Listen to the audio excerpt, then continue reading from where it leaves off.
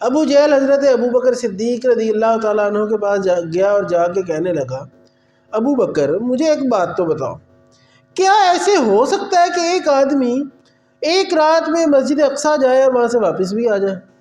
کہتے نہیں، ایسا تو نہیں ہو سکتا، کیونکہ وہاں پہ 1-1.5 مہینہ لگ جاتا ہے جانے میں آنے میں، تو ایک رات میں تو یہ نہیں ہو سکتا۔ تو ابو جہل سوچنے لگا کہ ہاں اب لوہا گرم ہے، اب میں وار کروں گا تو کوئی نہ کوئی بات بن جائے گی۔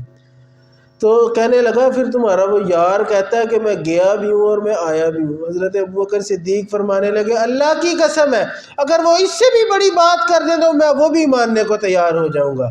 ابو جہل کہنے لگا، ابھی تو تم کہہ رہے تھے کوئی جا نہیں سکتا، اب کہتے ہو وہ اگر کہہ دے تو میں مان لوں گا۔